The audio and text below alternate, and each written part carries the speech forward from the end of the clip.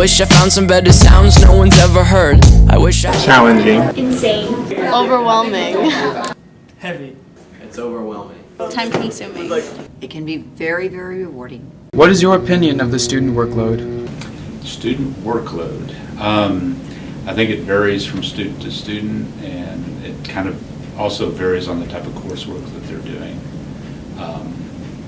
Overall, I think the kids have a long day at home, so there should be a reasonable amount of checking and balancing on the teacher's part, but I think we should also be mindful of the number of courses that kids take and what types of courses they take. Turn back time to the good old days when the mama sang us to sleep, but now we're stressed out. The student workload. I feel like the students have a lot of activities, a lot of homework, a lot of studying.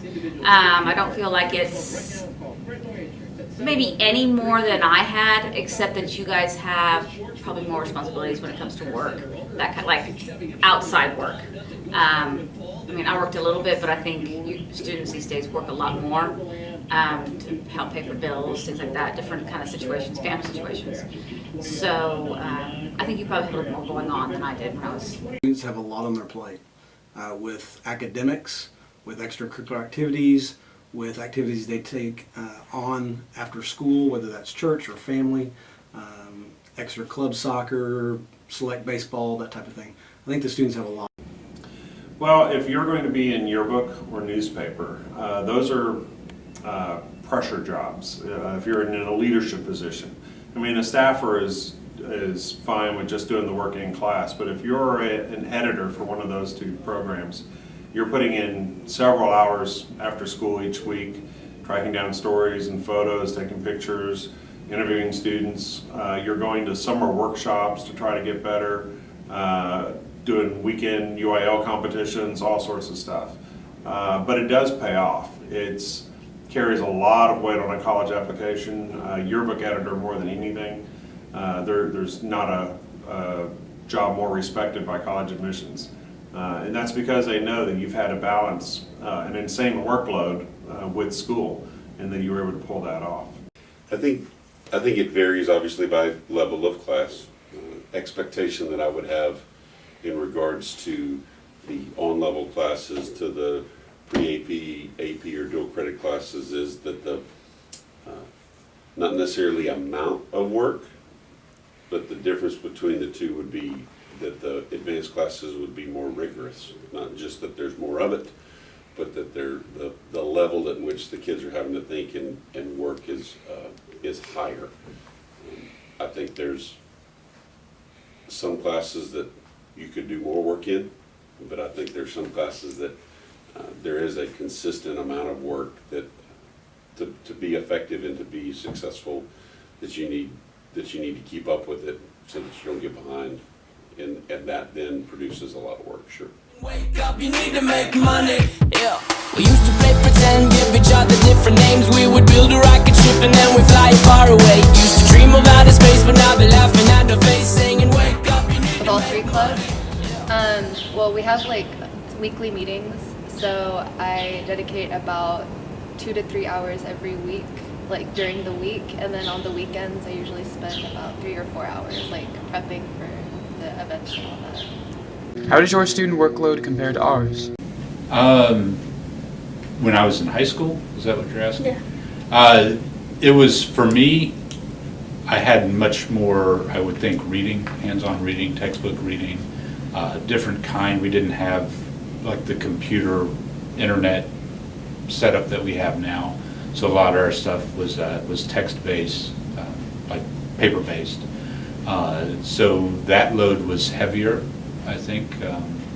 We didn't have as much a reliance on research as we do, so the work was different. But and certainly there wasn't as much advancement in the sciences and mathematics maybe that we see now that the kids are still responsible for, in addition to the older stuff that they have. I think it's pretty comparable. Like I said, I feel like You know, I would go home and do probably an hour or two of homework, probably a night, and I feel that's probably what you have, I guess depending on your classes. I was not in all the AP and DC classes or anything like that, so I didn't have to deal with that. I was like a regular old kid. But I had about an hour or two of homework every night, and then I worked a little bit, probably not as much as y'all work outside. Oh, not even close. Not even close. The things that, and that's just in general, with the things that you guys do and the opportunities that y'all have and the expectations that are put on y'all. But it's because, a lot of it is because of the change in time too, and the things that y'all have to do in order to be successful now compared to the things that 27 years ago I had to do to be successful then. Two totally different scenarios. So the workload, there's some comparison, but the amount of work that you guys are doing is considerably higher, just because the expectations are higher of y'all to be successful once you leave. How much sleep do you get? How much sleep do I get? Really, how much sleep I get? I go to sleep around 11 o'clock, and I have to wake up like around 5:30 to be here at school and get ready. I get 5 to 6 hours a night. 11-ish or so is about what time I go to bed, and sometimes sometimes a little earlier, but most of the time in the neighborhood of 11 or so, and normally sleep till around 5. So.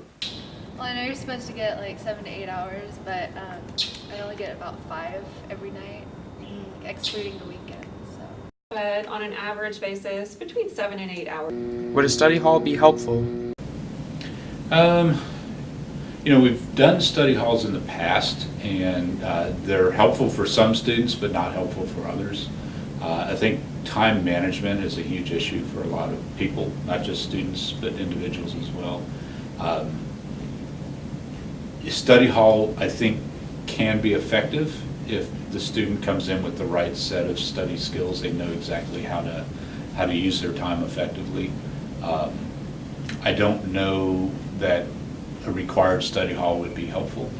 Maybe a 0 hour or a period in the day where the kids can come in and they can have an environment where they can get some help, but they can also have just some time to study that they may not have at their homes because of whatever situation they might be in.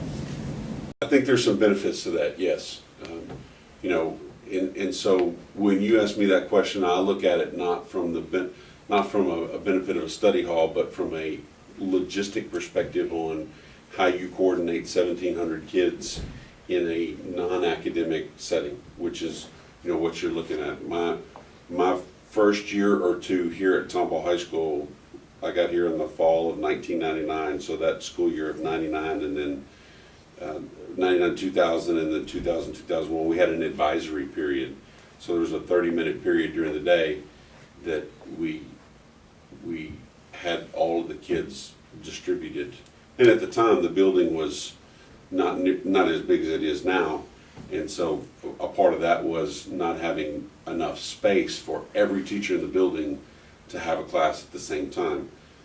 We've got the ability to handle that. It's the curriculum that would go along with it, because you'd have to have something that you would want to try to accomplish and not just a study hall. The teachers in general wouldn't be, I would think, would not be fans of, I've got these kids for 30 minutes with nothing specific for them to do. So yes, I think there's some benefits for some study hall, but I think there would need to be some guidelines and some kind of restrictions and expectations. Any advice you would like to give? I think the more that you can learn to take charge of your own life and the things that you can control, rather than relying on other people to do that. I wish I found some better sounds no one's ever heard. I wish I had a better voice that sang some better words. I wish I found some chords in an order that is new. I wish